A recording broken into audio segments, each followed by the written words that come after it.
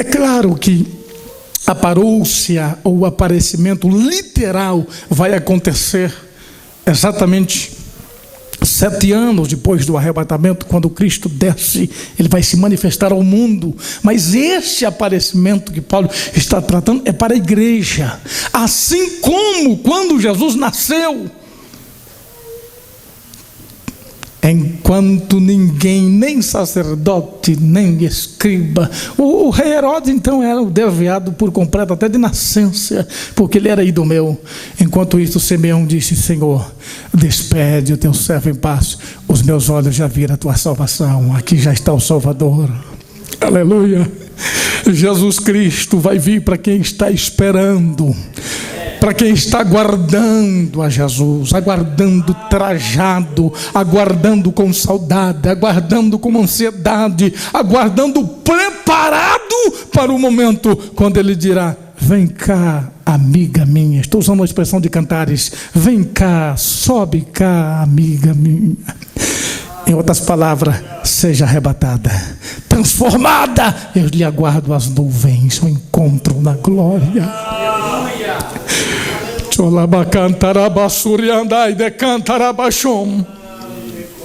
E para irmos para a parte final, Hebreus 10, 37. Observaram quantos versículos nós estamos lendo hoje? A propósito, qual é o objetivo? É que a palavra de Deus esteja cravada, enxertada, nossos corações estejam cheios da palavra, neste caso específica, porque ainda um pouquinho de tempo, e o que há de vir, eu quero que a igreja leia comigo: o que há de vir, virá, e não tardará. Aleluia! Bendito seja o nome de Jesus. Um pouquinho de tempo. O escritor da epístola faz alusão à brevidade do tempo que temos. Ele afirma categoricamente que ele virá e que não vai tardar. Pastor, mas será que não vai? Eu estou achando que Jesus está demorando tanto. É que ele é tão bom, ele é tão maravilhoso, porque de repente, se ele tivesse vindo ontem, você não tinha ouvido esta palavra de hoje e não estava preparado para subir. Porque ele está demorando? É porque está faltando alguma coisa, e ele está sendo misericordioso, dando um tempo mais. Lembra da parábola da figueira? Vou arrancar. Não, dê mais um tempo, mais um ano. Vamos estercar, podar, cuidar. Se não der fruto, aí sim, deu mais um tempo para ver se aquela figueira, aquela árvore produzisse. Trazendo para a dimensão espiritual a interpretação e a aplicação da vida espiritual. Deus está dando um tempo para nós. Meu irmão, minha irmã, em nome de Jesus, não desperdicemos o tempo que o Senhor está nos dando. Tempo de arrependimento, tempo de restauração, tempo de reconciliação. Escute isto. Existe alguém no mundo que você, ou a parte do mundo que você conhece, que você não possa olhar no olho desta pessoa e dizer: meu irmão, minha irmã, a paz do Senhor. Meu irmão, minha irmã, Jesus te ama, Jesus te ama, Jesus está voltando. Existe alguém que você não tenha comunhão, não mistura particularidades de Jesus ama o pecador, mas detesta o pecado. Não significa que eu tenho que ir lá para as noitadas porque eu amo o meu amigo, tenho que estar com ele. A pessoa reprova a atitude, mas a pessoa nada conta. Não tem nenhum sentimento de rancor, porque sabe que quem tem sentimento, ou ódio, ou rancor, não consegue olhar no olho da pessoa. Inclusive na psicologia pastoral, no aconselhamento pastoral, é incrível como na prática a gente percebe isto. Pessoas não conseguem, porque o olho denuncia. Você está em plena comunhão com Deus e com o seu irmão, aqui ou em qualquer lugar do mundo, pode dizer: Maranata, ora vem, Senhor Jesus, está tudo bem.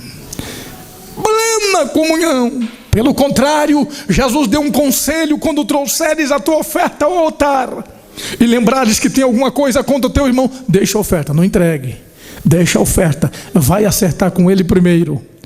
Se Jesus não recebe nem a minha oferta, imagina subir no arrebatamento. Amados, a salvação é de graça, mas não é do abuso da graça. De graça no que diz respeito ao preço de ter que morrer. Agora a salvação custa caro. Custa caro. Manter uma vida de salvo, a maior dificuldade é a renúncia pessoal. Porque não é uma vez na vida. Que bom se for, eu renunciei uma vez, eternamente, não tem problema com isso. Você tem que ir para a cruz, para o Calvário, todos os dias. E tem algum momento que a gente desce: oh, meu Deus, estou fora do lugar, tenho que voltar para a cruz de novo. Paulo disse: eu estou crucificado com o mundo.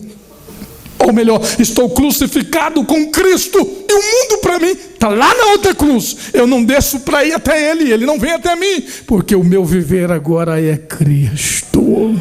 Bendito seja o nome de Jesus. Tiago: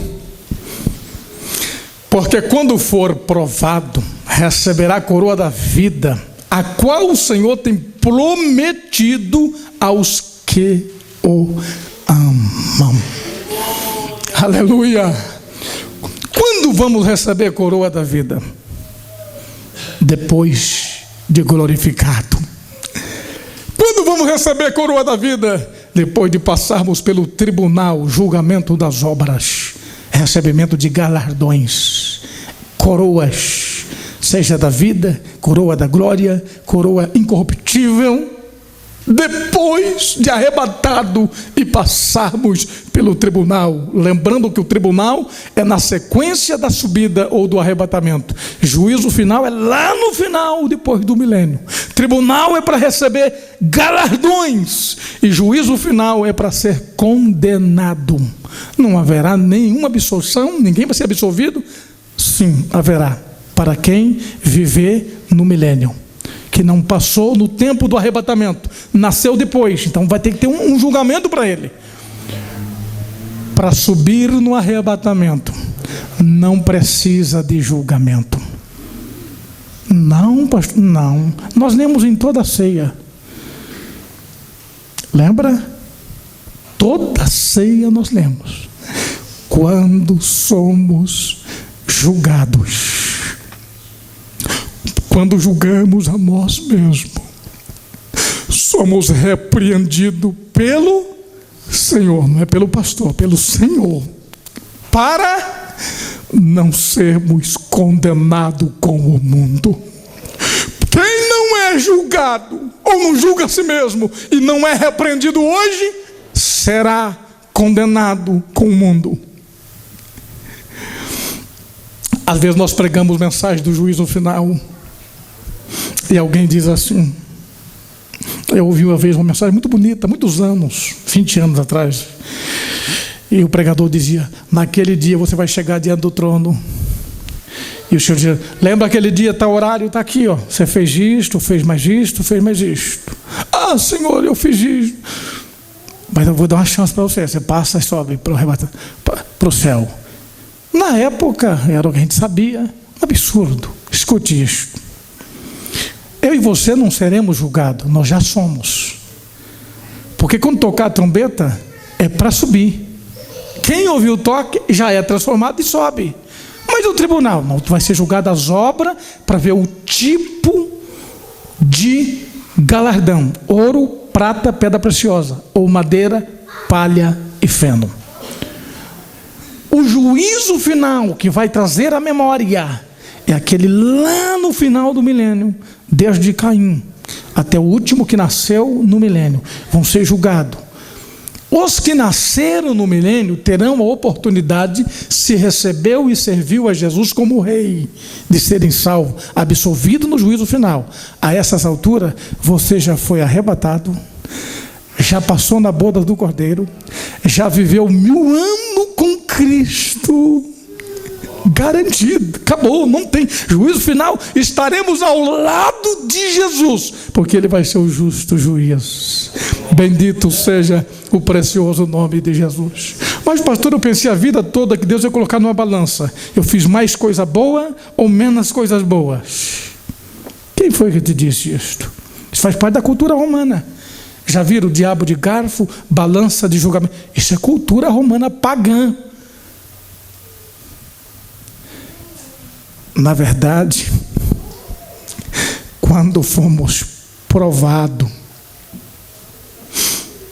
a luta, a guerra, o velho Adão, a renúncia pessoal, vem Jesus, nos transforma, o momento do arrebatamento, porque você já julgou a você mesmo. Quantas ceias nós lemos isto e parece que a gente não decora o versículo. Quando nós julgamos a nós mesmos, não é o que o irmão acha de mim, de você, não é o que eu acho do irmão, não, nós julgamos a nós mesmos. Aí vem o Senhor nos repreende: não é assim, filho, não é assim, não pode ser assim. O alívio na alma. Esse é o nosso julgamento. O que vai faltar agora é o arrebatamento, é sermos raptados, transformado e glorificado. Então, esta doutrina de que tem uma balança de mais coisas boas ou menos para ser salvo, se fosse assim, Cornélio não precisava nem de se batizar. Ele tinha tantas obras boas que o anjo veio visitar ele. E nunca foi na casa de Pedro, mas na casa de Cornélio ele veio. Nunca foi na casa de Filipe, mas veio na casa de Cornélio. Mas era pagão, era idólatra. Na verdade, ele não era idólatra, mas não cria em Jesus como Salvador. Ele não adorava ídolo, a Bíblia não diz, mas ele não tinha aceitado Jesus como Salvador. Tem a ver com a tua fé em Jesus e obediência a Jesus. A Jesus.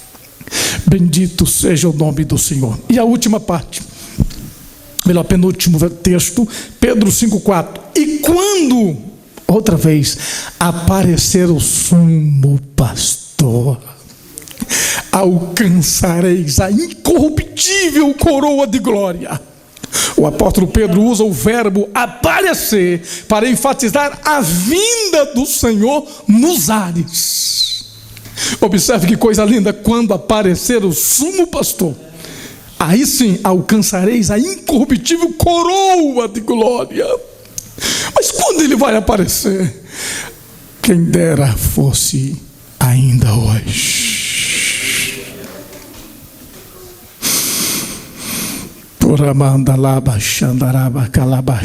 Você crê que Jesus pode voltar ainda hoje? 1 João 3,2. Mas sabemos que quando de novo ele se manifestar, seremos semelhante a Ele, porque assim como Ele é, o veremos. Que coisa linda! Sempre esses textos específicos faz alusão, referência, faz ênfase específica à vinda de Jesus. 3,2. Mas sabemos que quando Ele se manifestar, seremos semelhantes a Ele. Judas, versículo 21. Esperando a misericórdia de nosso Senhor Jesus Cristo para a vida eterna. É por misericórdia, é por ela que chegaremos lá. E concluímos com o Apocalipse 22. A igreja esteja de pé. Apocalipse 22, 20. Aquele que testifica estas coisas diz: certamente cedo venho. Amém. Ora vem, Senhor Jesus. Você pode repetir comigo? Ora vem, Senhor Jesus. Mais uma vez. Ora vem, Senhor Jesus. Aleluia. Aquele que testifica estas coisas diz: certamente, inequivocamente, cedo venho.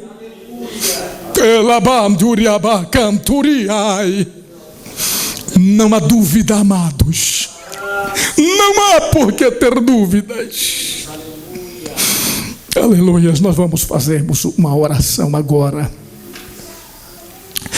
E eu vou pedir 5 minutos dos irmãos após a oração. Senhor Deus, em nome de Jesus eu oro grato a Ti por tudo, por este momento, Pai, tão especial.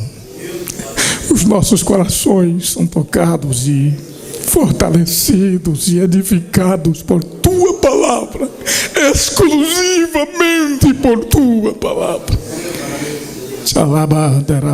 Em nome de Jesus. Amém.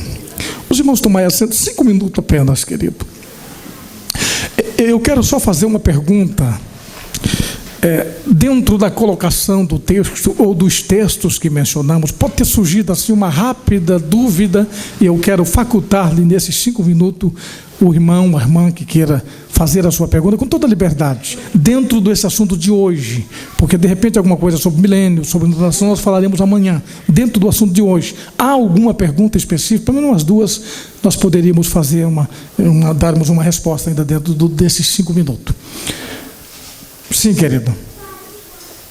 Existe a questão seguinte, pastor: aqueles que acreditam que a igreja não vai subir antes da tribulação, com referente a alguns textos. No capítulo 6 de Apocalipse começa a abertura do selo, até o capítulo 8, onde que abre o último selo e surge a primeira trombeta, até o capítulo 11, que diz a última trombeta. E daí vem aí as taças. E é onde que algumas igrejas fazem alusão dessa última trombeta e as taças que vão entrar na grande tribulação, e a igreja salva ali. Porque 2 textos, até o pastor mencionou e eu anotei, de Romanos 8 e 1 Coríntios 15, que falam assim: ao toque da última trombeta. E se tem a última, porque teve a primeira, ou teve a segunda, teve a terceira, e tem a última. Qual que é a menção dessa questão ao toque da última? Não tem nada, nós sabemos, nada a ver com a questão das 7 lá do Apocalipse. E qual que é as outras, por essa ser a última? Certo. Na verdade, nós pregamos a respeito do arrebatamento. Eu refiro nós, assembleanos, e um bom número de outras denominações, somos chamados de pré-tribulacionistas. Prefixo pré, antes da tribulação. Ou médium tribulacionista, aqueles que acreditam que é no meio da tribulação. Ou pós-tribulacionista, aqueles que acreditam que o arrebatamento é somente após a grande tribulação. Nós acreditamos por 2 razões. Eu vou dar a primeira resposta, e amanhã, de uma forma, até usando o slide, eu vou fazer algumas referências a respeito da questão por que ante a última trombeta. Se é a última, evidentemente porque tem primeiro. Esta eu lhe respondo amanhã, porque faz parte do estudo de amanhã. Mas vou lhe fazer a seguinte resposta: a maior prova, ou as 2 maiores provas de que a igreja não passará pela grande ou pela tribulação. Primeiro, o período de tribulação só vai começar dentro do interim, ou espaço de tempo das 70 semanas. Nós estamos na 69ª, portanto 69 semanas de ano se passaram até a morte de Jesus. Este período entre a morte de Jesus e a última semana, que é a semana do príncipe, do qual o povo que destruiu Jerusalém é a semana do anticristo, é o período da igreja que não é contado. Só se começará, assim como o anjo disse para Daniel na interpretação, a partir da ordem para reconstruir Jerusalém, 7 semanas. O príncipe será morto ou tirado, 62 semanas. Tem a ver com a morte de Jesus. Os fatos históricos aconteceram. O templo foi reedificado em 445. Jesus morreu no ano 29 do nosso calendário, ou 33, contando o calendário bíblico. E a última semana, para concluir as 70ª ou as 70 semanas vai acontecer quando? Quando a igreja que entrou em cena com o nascimento e morte de Jesus sair de cena do relacionamento do pacto. A partir que termina o pacto igreja, aí volta novamente o pacto antigo, que é o pacto judaico, a última semana. Essa é a primeira prova. Segundo é que a Bíblia diz: há um que resiste, há só um que resiste, até que do meio seja tirado. Tessalonicenses capítulo 2. Este um refere-se ao Espírito Santo. O Espírito Santo será tirado. Ele veio para ficar com a igreja até o arrebatamento. Quando que o anticristo vai apresentar? Somente quando a resistência, que é o Espírito Santo com a igreja, for tirado. Aí você me perguntaria, mas pastor, o anticristo não vai reinar 7 anos. Biblicamente, divide-se entre o falso profeta do capítulo 13 de Apocalipse, a primeira besta, que é o anticristo, a segunda, que é o falso profeta, que levantou das águas e lá da terra, 42 meses ou 1.260 dias. Portanto, o reinado tanto do anticristo junto com o falso profeta dá exatamente 7 anos, 42 meses ou 1.260 dias. Significa que só conta este período de tempo quando o que resiste for tirado, que é o Espírito Santo tirando a igreja de sobre a face da terra. Amém? Aí amanhã eu explico no slide sobre a última trombeta. Como eu disse que eram 2 perguntas, há mais uma? Meu Jesus, 2 mãos levantaram. Bem, então ficamos hoje por essas 2 mãos. Prometo que amanhã vamos deixar os últimos 20 minutos para a pergunta. Irmão. Eu queria fazer, pastor, uma colocação e uma pergunta. Sim. Eu estava ouvindo hoje a Globo News, quando o noticiário, nós estamos na semana de comemoração, se é que é algo comemorado, 11 de setembro, né? A década do terror, estão chamando a década do terrorismo, que comemorações da sua gênero. E um especialista em economia política mundial, ele estava falando que os Estados Unidos está para ser tirado do cenário econômico. Até ele usou uma expressão que os Estados Unidos usava antes do 11 de setembro. O 11 de setembro foi um marco para eles, dividiu. Eles usavam The Big No Fight Dead, uma coisa assim, o gigante nunca cai, se referindo a eles próprios. E o comentarista então colocou que os Estados Unidos eles estão saindo, até ele usou a expressão dizendo que é dentro de uma década ou uma geração, os Estados Unidos não se lembrarão mais dele como uma superpotência. E ele não falou isso, que estão se voltando agora, os observadores da economia mundial estão voltando os seus olhos para a Europa. Não citou o país da Europa, citou a Europa. E eu me lembrei que o senhor falou ontem. E a pergunta, pastor, o senhor disse aí sobre os crentes, né, aqueles que vão aceitar Jesus no milênio. Vão aceitar o Senhor de Cristo e tal. Mas no final desse milênio, a Bíblia não fala do segundo arrebatamento, e também não fala de uma segunda transformação. O que acontecerá com essas pessoas, sendo que a igreja estará com Cristo? O que acontecerá com essas pessoas após a igreja? Bem, eu vou responder a sua pergunta da seguinte forma: assim como a